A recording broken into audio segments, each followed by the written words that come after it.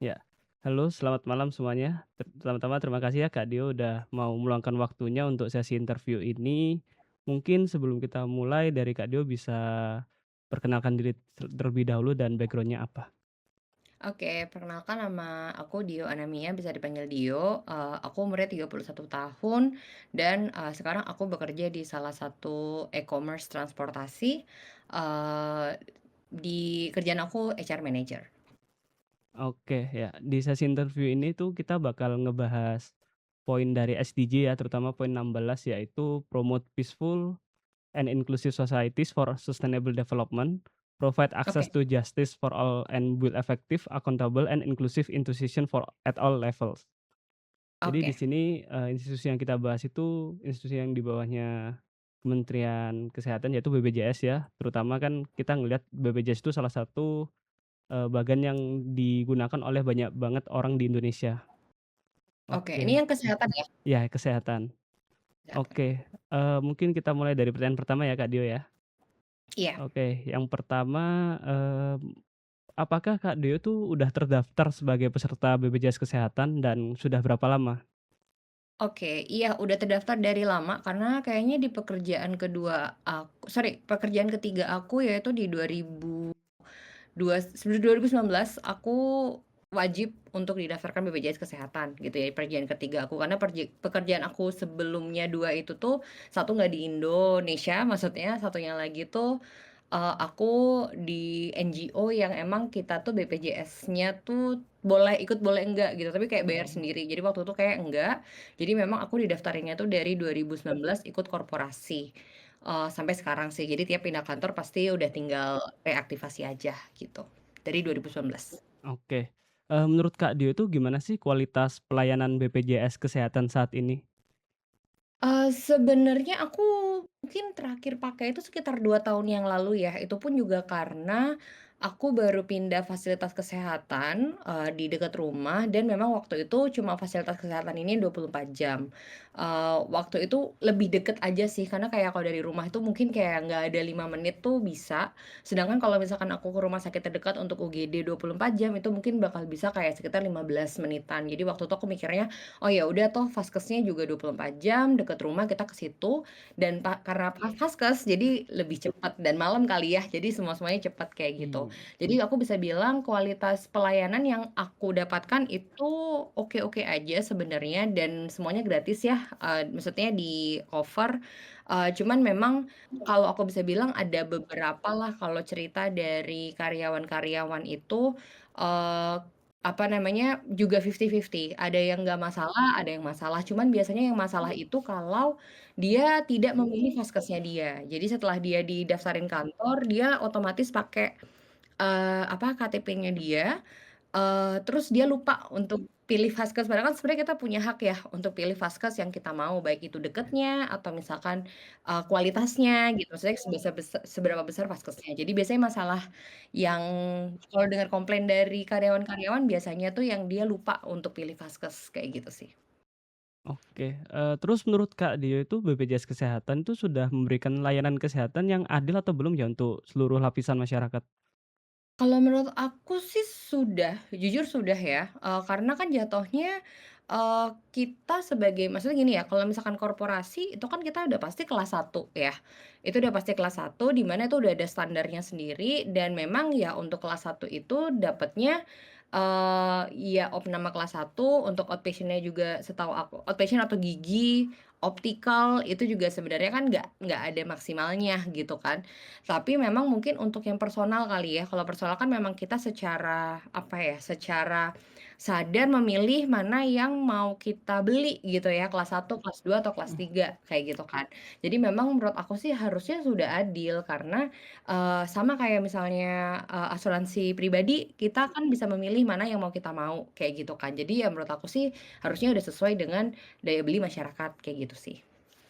Oke, ngelihat dari background Mbak Dio yang sebagai HR manager ya, kayak pernah nggak sih Mmm. dengar kayak kendala yang pernah kayak Kak Dio alami atau dengar pernah alami seorang orang saat menggunakan BPJS?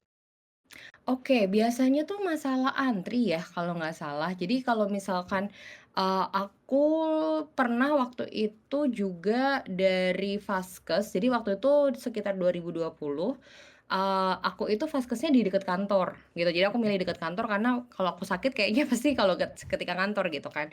Jadi dekat kantor terus dipindahin ke rumah sakit. Nah pas dipindahin ke rumah sakit itu BPJS Kesehatan punya loket sendiri. Misalkan kalau asuransi pribadi atau swasta, terus ada pribadi atau cash, jadi maksudnya nggak pakai asuransi, non asuransi, sama BPJS Kesehatan. Sebenarnya BPJS Kesehatan itu loketnya udah rada banyak ya, kayak 3 4 loket sendiri dibanding yang, lainnya tuh kayak cuma satu atau 2 loket, tapi antriannya panjang banget gitu. Nah biasanya yang dikomplainin itu sih sebenarnya karena antriannya registrasinya panjang. Terus yang kedua yang aku rasakan itu adalah karena obatnya generik, ya. Jadi kalau misalkan dia itu nggak available di apotek, apotek akan bilang, "Kami cuma bisa kasih, ini, apa, resep aja, kamu cari di apotek lain," gitu. Tapi biasanya di apotek lain itu nggak di-cover sama BPJS Kesehatan, karena kan dia tidak ada langsung dari dokternya yang di rumah sakit tersebut gitu. Jadi kadang kalau misalkan obatnya terbatas atau susah carinya, ya harus nombokin sendiri kayak gitu. Paling sama yang ketiga, aku memang sering dengar juga dari karyawan biasanya memang perlakuan dari, beberapa rumah sakit atau fasilitas kesehatan gitu. Jadi kalau rujukan sih sebenarnya.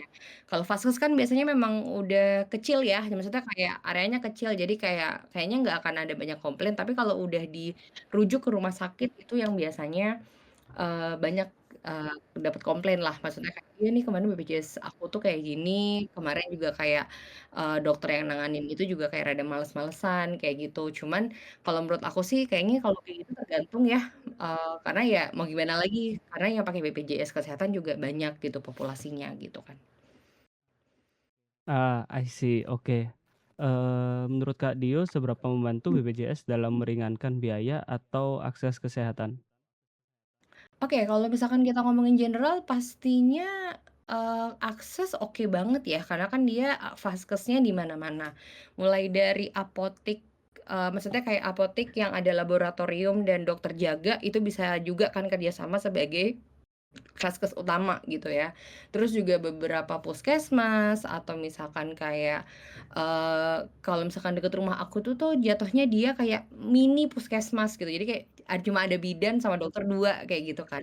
Nah, apapun tuh bisa tetap apa ya, reachable lah buat orang-orang gitu kan.